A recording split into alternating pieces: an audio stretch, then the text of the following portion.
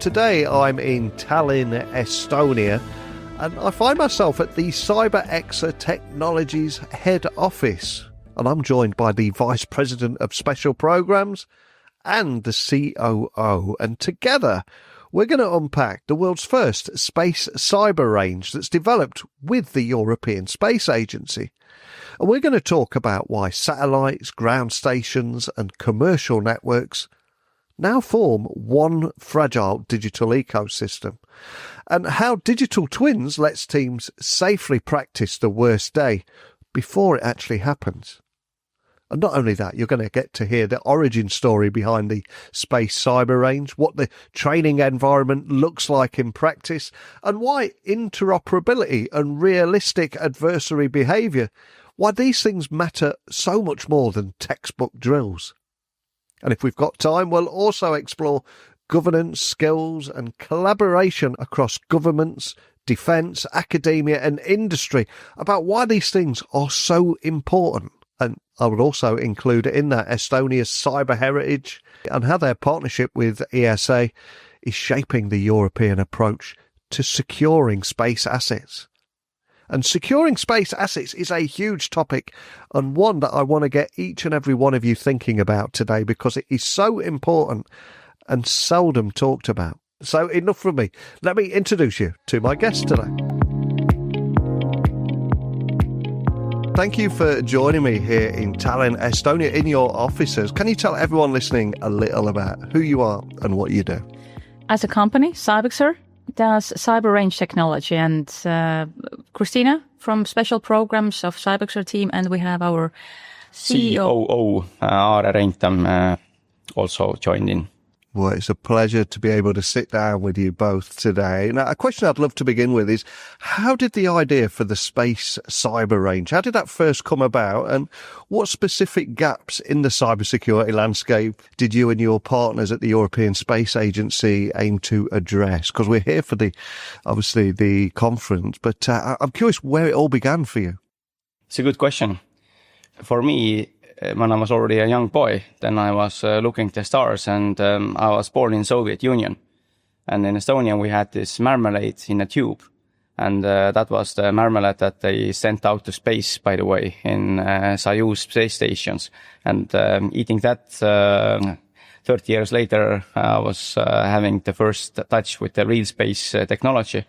And we had opportunity to work together with space company who was creating ground stations for space communications. And from there, we saw that there is a possibility that if the space technology is dealing only with the space technology, communications and how to make them operational, then we were looking at it from different angle, and that was the cybersecurity. How to attack the underlying infrastructure, how to actually attack the protocols, are the connections encrypted, and so forth. And that's where we saw that there is a good angle to actually take this into consideration.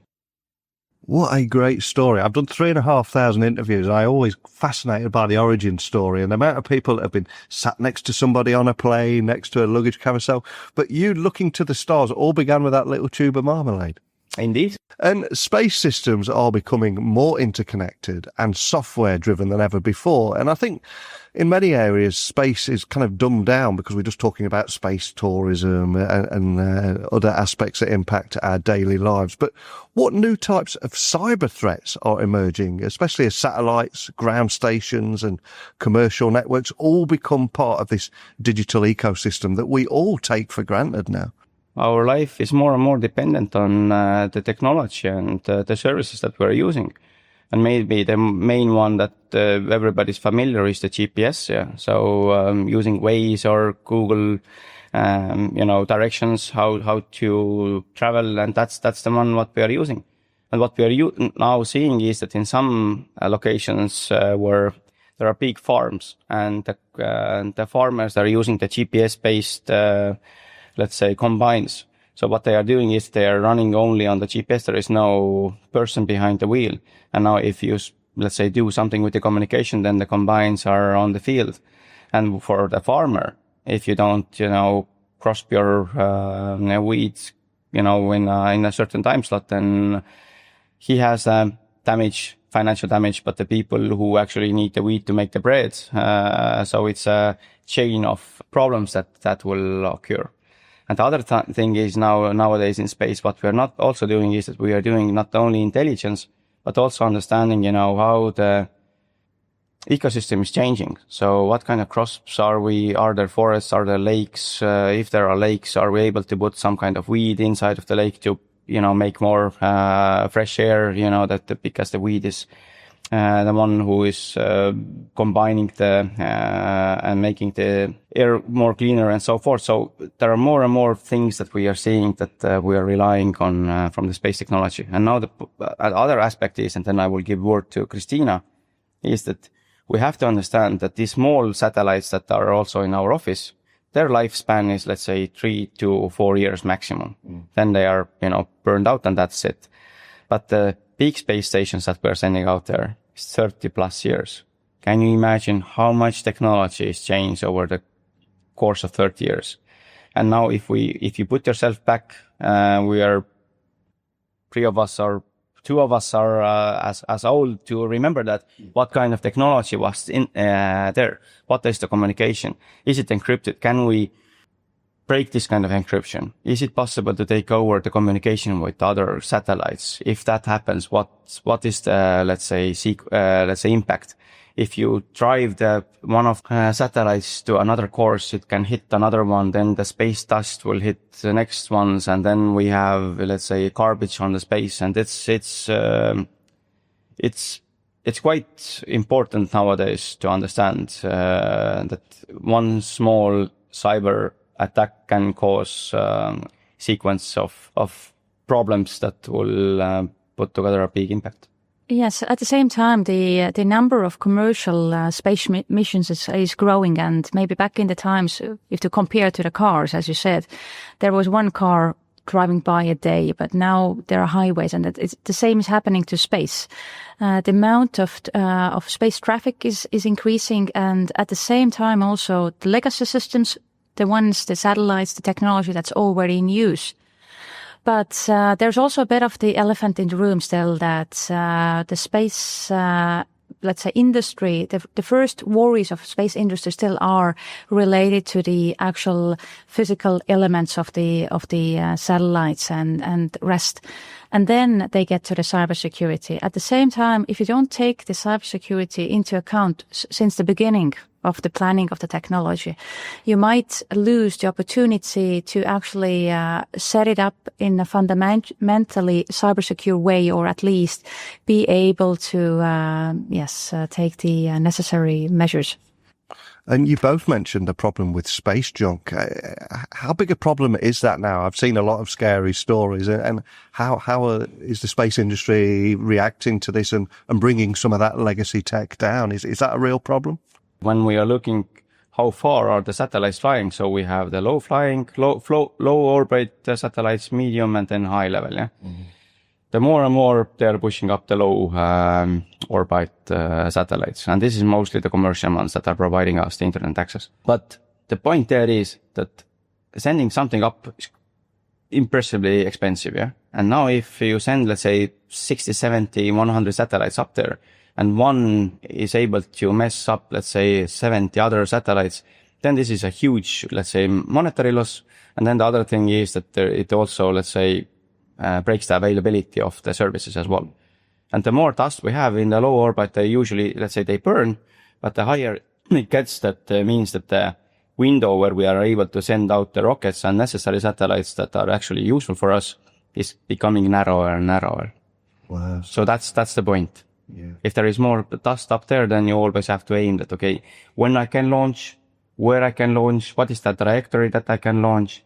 And if there is more dust, then that window will shrinking every single time when we have more and more dust there. Wow. So what will happen in, 5-10 years when there's more and more and more and more dust? It's a good question. But there are a lot of legislative plans and also countermeasures taken, the memorandum of understandings and so on.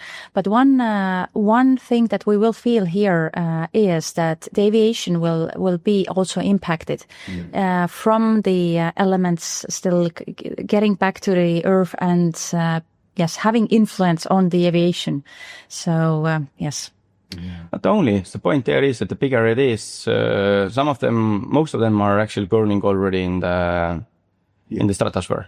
But the bigger ones, they can already hit, let's say, mostly they are, let's say, falling into the oceans, and that's not the thing. But again, if something fails on London, it's that can cause also, let's say, turbulence in different other things. But everyday life, aviation. So you had a bad flight to Estonia, so because of the weather. But now let's start putting these kind of let's say impactors and in the equation. So you have the weather, you have the people delays, then you have the space dust that is not allowing to fly. Then we have the connectivity issues to get a proper, let's say, data, the weather data, not only the weather data but also the communication. So all these kind of things are the ones that we're becoming more and more, let's say, reliable on the sequence of different systems that we don't control anymore. And now we already have problems on Earth with these kind of issues, yeah? And now if we are putting a next layer on top of that as well, so that is space, then we are making things more complicated. But that's the life that we need to, look ahead.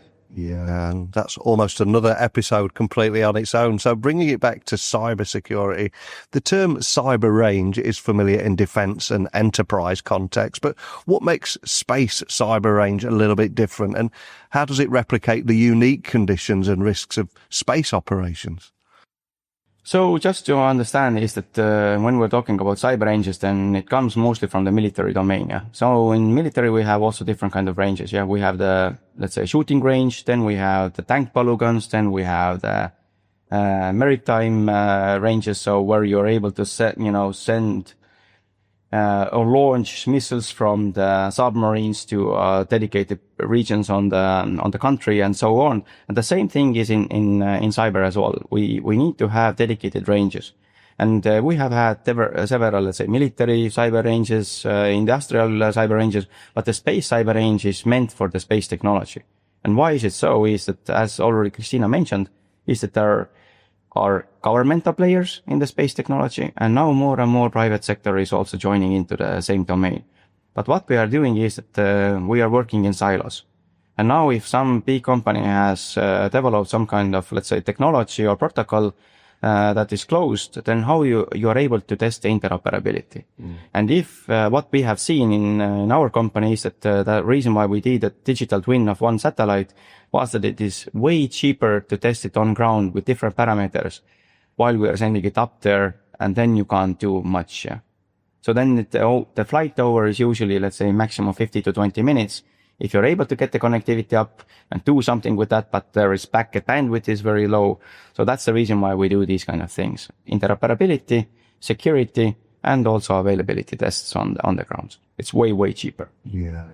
And just to bring to life what we're talking about here, could you walk us through what the training environment looks like in practice and how it is helping space operators, engineers, and indeed analysts prepare for these real-world scenarios? And before we started recording today, you gave me a quick run-through. It's incredibly cool, incredibly impressive here. But just for people listening on an audio podcast, can you walk me through how that works?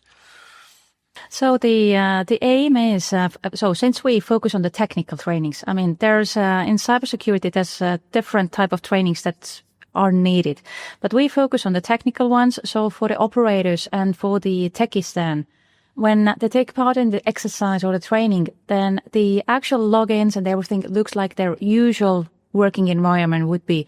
If we talk about the mission control system, the same software, the same login, so they have to operate an environment that is copying the actual environment they would be using.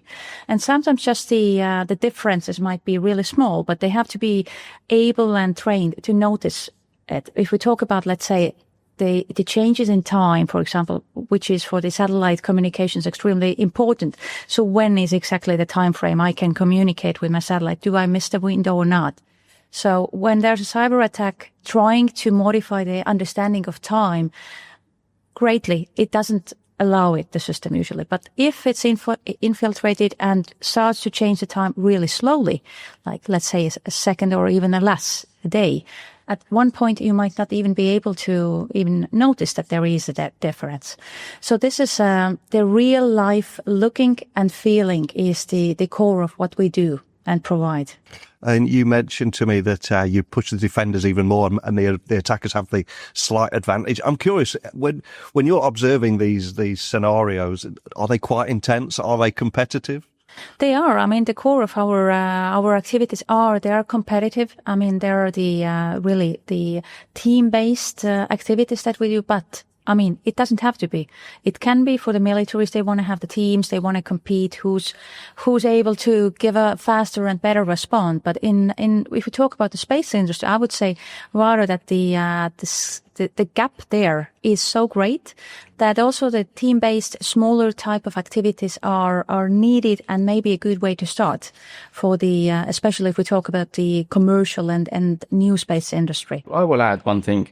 Is that the reason why we are using ranges and digital twins is that when we are seeing an attack against real environments, then what we try to do is quickly we try to isolate the attack, and then we isolate it, and then we try to make the normal state back. In a cyber range environment, we can play out Armageddon, let's say, scenarios. And what it means is that we can go all the way in. So we can go all the way in and we can allow the attackers to do the maximum damage. And from that, we are learning that what we are doing, what can be actually let's say the full cybergeddon attack against the space technologies. One thing is to shut down the service. And this is the easiest way. And in real life as well, if we shut down some of the service, that actually doesn't cause too much harm. Yeah, the availability is gone. We are able to bring it up back again. The problem occurs when we start changing the configurations of the systems and they are doing something that they are not supposed to do. And we are not able to understand, is it right or wrong? And the system itself also shuts down all the physical control mechanisms, and then it flies, twice as fast, aims places that he shouldn't aim, and these kind of things. And that's the reason why what we are also replicating in cyber range environment. We are putting our adversary team players into a situation that you have a dedicated attack path that you have to follow.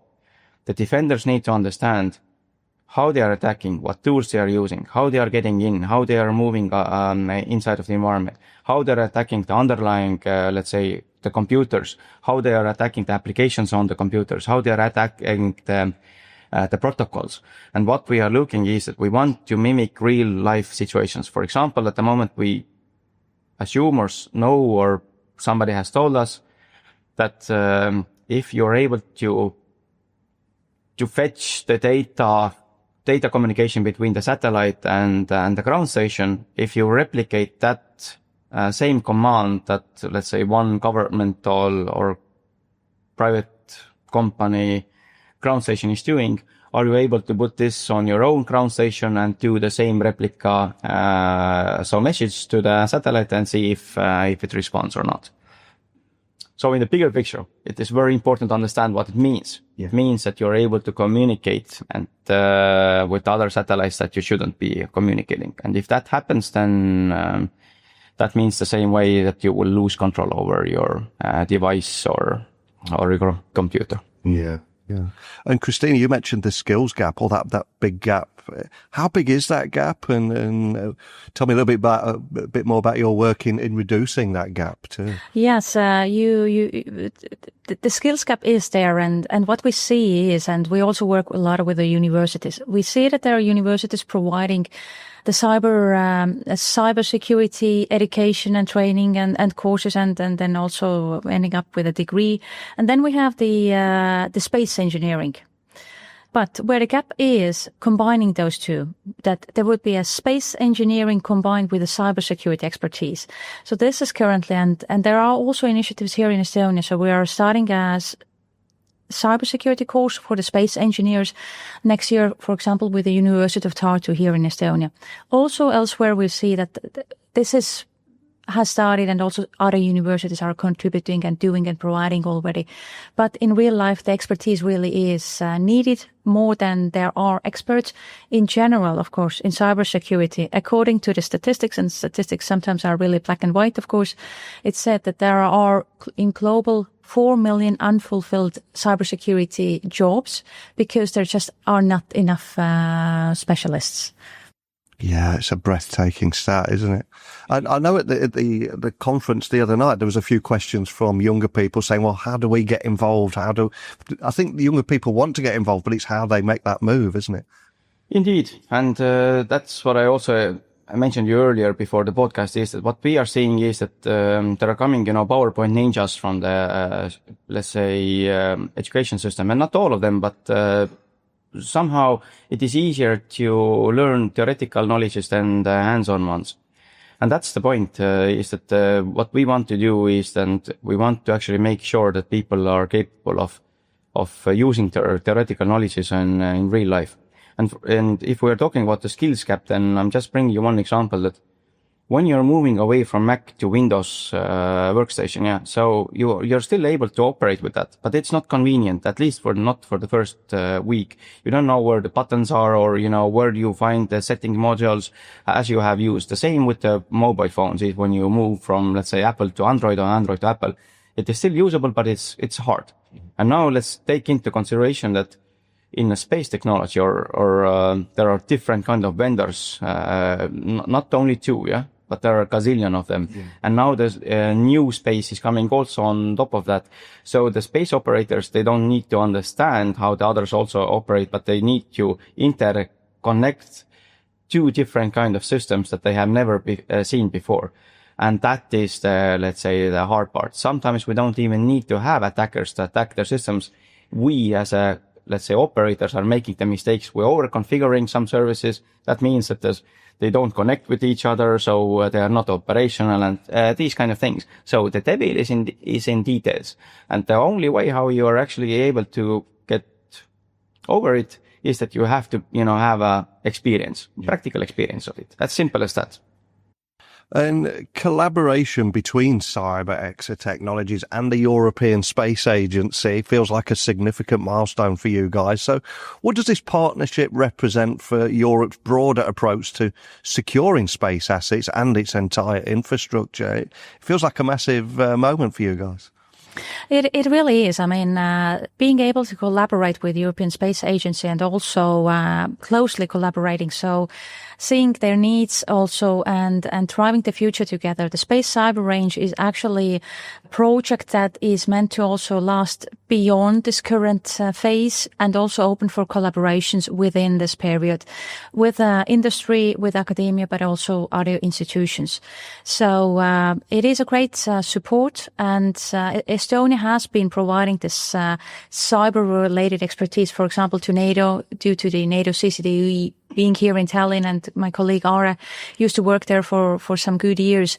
So, and we're trying to do and bring the same expertise and give it to the space sector. And cybersecurity in space often includes both public and private actors. So how can cooperation between governments, defence agencies, and indeed commercial providers, how can all these different areas be improved to strengthen the overall resilience? You must have to fight a lot of battles and politics and regulation. What can be improved? So I would say, first of all, that space is one of the domains where those different parties really work together. I mean, the ESA with industry, with academia, because so much innovation and collaboration is needed also. Within one space project, usually you have the technologies from different providers, from different industries, but also then different countries working together. So it is a bit the way the space currently is. And I would see also that in a short-term future, this will be the way. But of course, there are stronger and stronger commercial players coming who have it, maybe everything in one basket, so to say. Just want to say one thing as well. There is always an egg and chicken problems in these kind of situations. Some of the space domains are considered as a state or EU or NATO secret as well. Mm-hmm. So most of the startups don't have this kind of possibility to validate your people against these kind of requirements. That means that they don't know what, is in the other side. If you develop your tool in a way and you're able somehow to launch it in a way that doesn't take these kind of considerations into your risk map, then problems can occur. And this is also the same thing what we are seeing here as well, is that there is the old technology, governmental systems, and then there are, let's say, the new technologies who want to make things faster, quicker, more, let's say, optimized and these kind of things. These two worlds, they can work together, but sometimes they clash together as well. And these are, let's say, the challenges that are out there. And that's the reason why we have the range to actually overcome these kind of issues on an unclassified level, to actually see that, to test out new technologies. And if they are, let's say, suitable to other side as well, then they will be, let's say, politely transferred from one side to another. And as cyber and kinetic threats increasingly converge, I'm curious, what role do you see simulation and digital twin technologies, which we were talking about earlier, Kristiina, as well, playing in helping nations and companies test their readiness without those real-world risks? That's why the playgrounds and battlefields are built up, is that we see, one thing is that we want to develop a normal and secure space environment that is innovative, it is secure, and it actually helps us. The other point there is that we know that different kind of, let's say, military domains exist. And the same thing happens in space as well, that there are countries who are simulating different kind of, let's say, defensive and offensive activities against these kind of things. And this is totally normal as well, because you have to prepare yourself for these kind of situations. If you believe that you don't do it, then others are doing that. And now we have to take comparison of, let's say, the Western world, that we have very strong rules of engagements. For example, if we do these kind of attack scenarios against technologies, then we have to follow the rules, that you can't, attack these kind of systems. You can't break the interoperability. You have to follow dedicated attack paths, yeah. But we are overcoming that as well. But in the other, let's say, regions, we are in a luck from that angle, that we have operations in EU and NATO, and also we have countries, clients in Southeast Asia and other countries as well. And when we go there, then they are thinking a bit differently. Is that, here is the goal, look what you can do. If it's against the rules, then let it be, we will fix them later. And that brings, a totally different dimension on the table, is that we always have to prepare.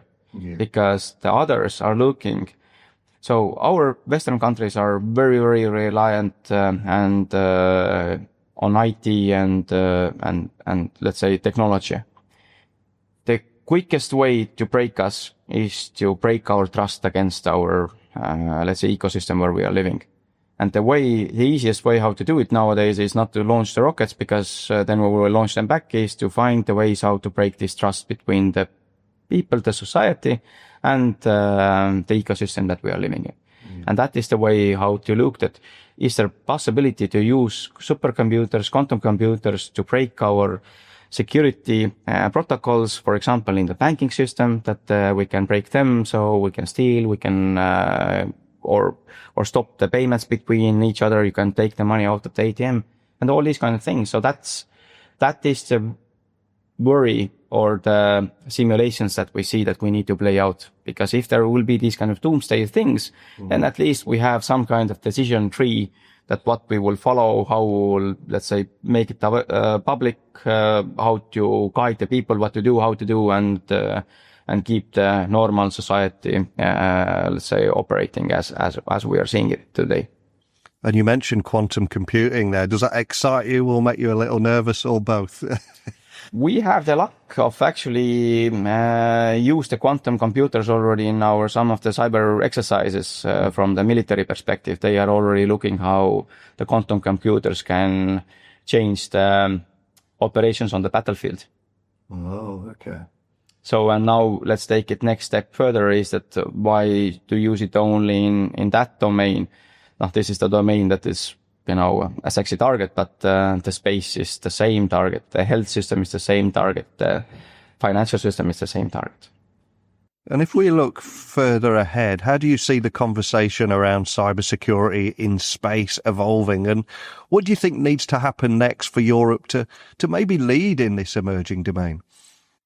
So I think Estonia, I mean, you're here for the Software Defined Space conference. And so I think Estonia has been quite clear in setting the focus, what we want to do, and space cybersecurity is one of the topics here. And why I say for us is because there are different providers of cybersecurity and space cybersecurity related services here in Estonia. So, I mean, it will be a joint effort. I think we have all been pushing hard for the importance of the topic and not this be falling under the concerns about the physical elements of the satellites. And, so first of all is to get there that we start addressing it and start preparing and not wait until something big happens.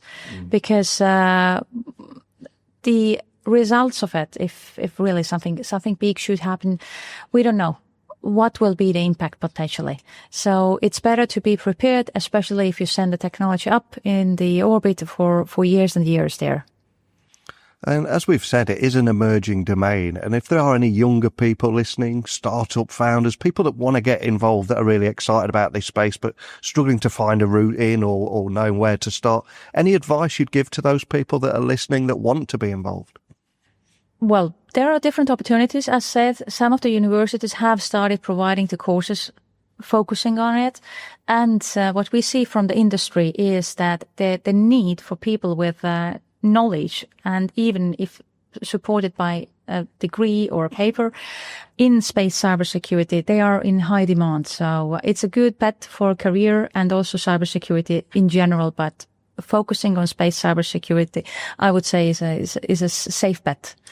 It's a no-brainer. If you're a youngster still in school, go and check out some of the space CTFs that are conducted there. Be in the top 3, and I will eat my hat if somebody will not contact you directly. So that's one thing that I'm also telling to the youngsters is that be more curious and more ambitious. Is that if something is interesting you, then don't expect that somebody is coming to you. Is that move your feet, move your fingers, and if you do it combination with your bright brain, then magic can happen. So jump out. Fantastic advice. And for anybody listening, I would urge them to consider that their call to action and make a move right now. And for everyone listening, wanting to find out more about your work, space, cybersecurity in space, and anything we talked about today, where would you like to point everyone listening? For obvious reasons, but we do sound tweaks and notifications on our social media platforms. So this is where most of the people nowadays are, and also the young brains. So take a look what we are doing and shouting out. And if something interests us, then make a contact with us, and we are happy to onboard more and more bright brains. Awesome. Well, I'll add a link to everything there. And it's been great learning more about how your NATO-awarded cybersecurity company that has developed advanced cyber ranges powered by digital twin technology. Incredibly cool what you've told me today, but more than anything, starting with that, you looking at a tube of marmalade and looking to the skies. And on that full circle moment, just want to thank you both for inviting me to your offices today. Thank you. Happy to have you. So what resonated most for you from our conversation here in Estonia? For me personally, I think the big message is preparation beats reaction, especially when space infrastructure underpins navigation, agriculture, aviation, and even finances back here on Earth. And things like digital twins and cyber rangers give operators a safe way to stress systems, surface weak links, and train teams against real attacks. And partnerships with ESA and CybExer, I think, signal a maturing ecosystem that blends engineering with security from day one. And the challenge is clear. Legacy platforms expanding commercial constellations and a worrying widening skills gap all demand new training models, shared standards, and honest red team pressure that gets beyond compliance checklists. So please, if you want to dig deeper, visit CybExer Technologies online, follow their space cyber range updates, and over to you. How should Europe balance openness, interoperability and security as space becomes a critical layer of our digital economy? And what are you going to prioritise first to build true cyber readiness in orbit? And please also remember to check out the Software Defined Space Conference website. I will provide links to everything. So I've recorded 3 interviews on this here in Estonia. You can find them all at techtalksnetwork.com. Get me on LinkedIn, X, Instagram, just at Neil C. Hughes. Let's shine a light on this important topic together. So please share any of these stories that resonate with you. And I'll return again tomorrow with another guest. But thank you for listening as always, and I'll speak with you again soon.